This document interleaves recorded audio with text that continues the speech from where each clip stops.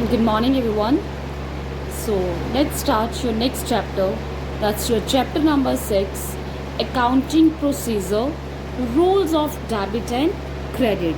Your chapter name is Accounting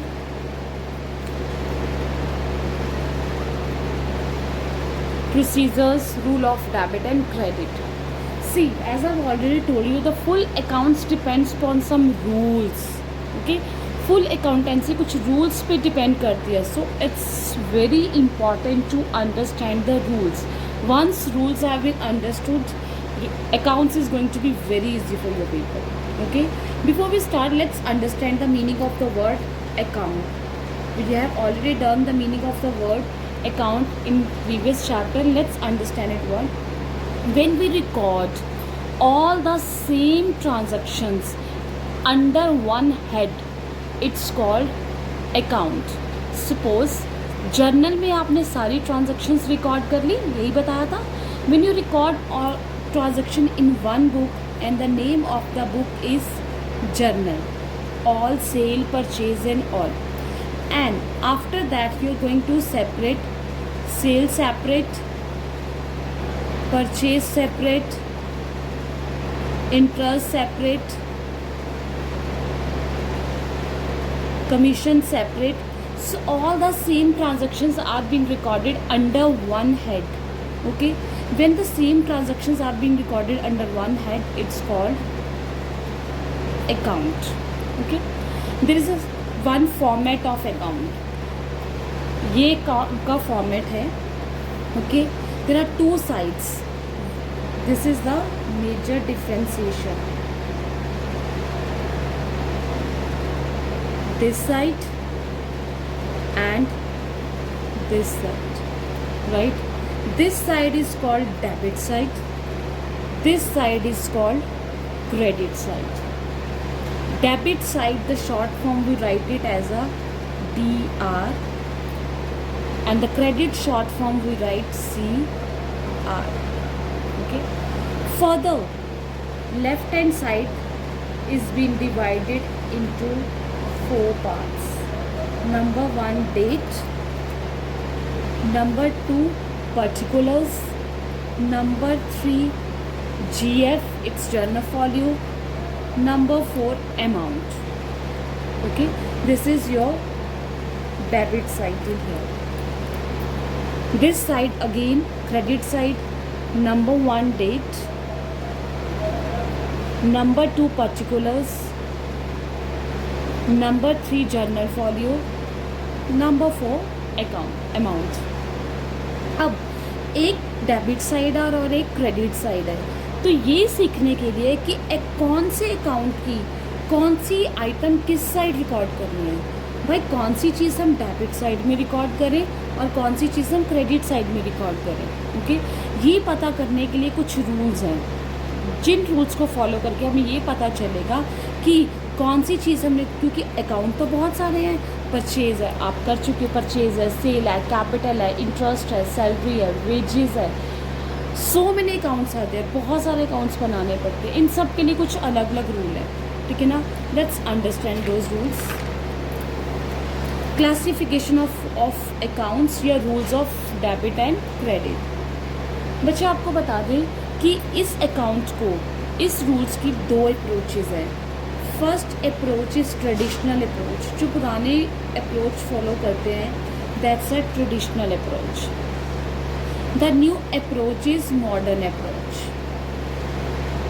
okay, traditional approach के हिसाब से मॉडर्न अप्रोच पहले हम बताते हैं, विच हम ऑलरेडी डिस्कस कर चुके हैं. जो मैंने आपको बिगिनिंग में बताया था, according to the modern approach, जो आपकी पूरा अकाउंट्स की बुक है, उसमें टोटल कितने अकाउंट्स होते हैं? Clear, CLEAR. C for capital, L for liability, E for expenses, A for assets, R for revenue. पूरी अकाउंट्स की बुक जो आपकी है इन 5 अकाउंट्स पे डिपेंड करती है. This is the modern approach. They divide all the accounts in 5 parts. Okay, तो पहले हम मॉडर्न अप्रोच डिस्कस करते हैं, ट्रेडिशनल अप्रोच हम बाद में डिस्कस करेंगे. ओके, सो इसको भी हम पेंडिंग रख रहे हैं ट्रेडिशनल अप्रोच को. According to the modern approach, everything is being divided into how many accounts? 5 accounts: capital, liability, expenses, assets and revenue. Okay? अब इनके रूल्स क्या हैं? Rules of modern approach. What are the rules of modern approach? अगर मैं capital का rule देखूं, liability का rule देखूं और रेवेन्यू का रूल देखूं, इन तीनों के रूल सेम है. एक्सपेंसेस और एसेट का रूल सेम है. ओके? एक है इंक्रीज और एक साइड है डिक्रीज. अगर आपकी कैपिटल बढ़ती है, इंक्रीज होती है, तो it is always on credit. अगर आपकी कैपिटल डिक्रीज होती है, so it's always on debit. Right? Same for liability. अगर आपकी लायबिलिटी इंक्रीज होती है, इट्स ऑन क्रेडिट. अगर आपकी लायबिलिटी डिक्रीज होती है, इट्स ऑन डेबिट. ओके? अगर आपकी रेवेन्यू मीन्स इनकम, अगर आपकी इनकम इंक्रीज होती है तो अगेन क्रेडिट, अगर डिक्रीज होती है तो debit. Right?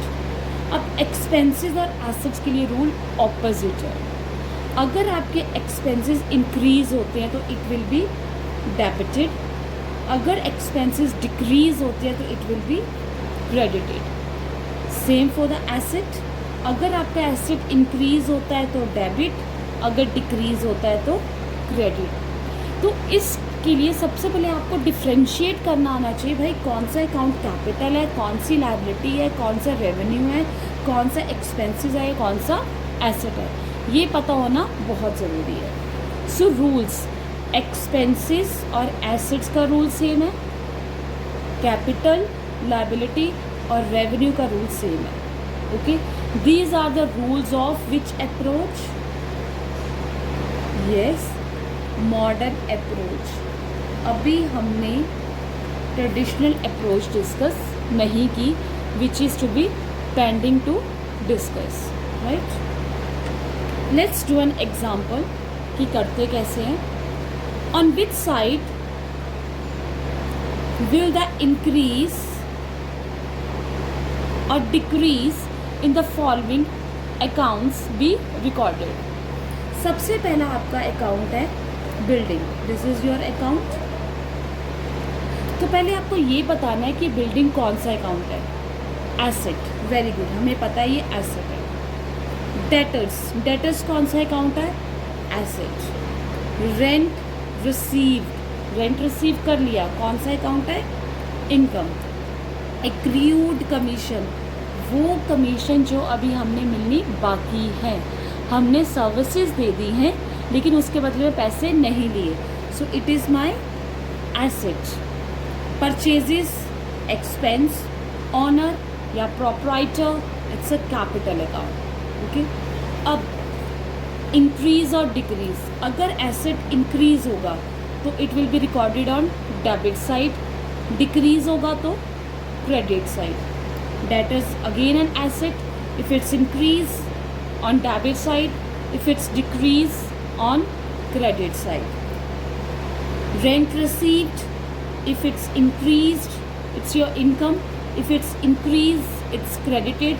If it's decreased, it's debit. Right? Accrued commission, it's your asset. If it's increased, it's debited.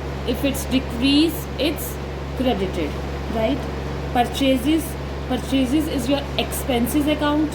Expenses when increase, debit. When decrease, credit. Honor is your capital.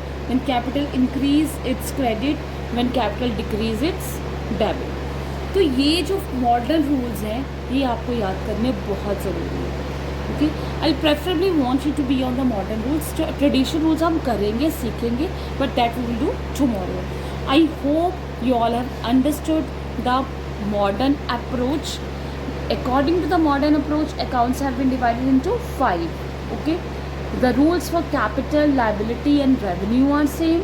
The rules for expenses and assets are same. According to that, you'll get to know on which side debit, which item will come on debit sides, which item will come on credit sides. Okay, so kindly go through the video. Okay, the next, which is that traditional approach, that will be doing tomorrow. Okay, it's a very short video so that you can understand it carefully. Go through it and solve the questions. Thank you.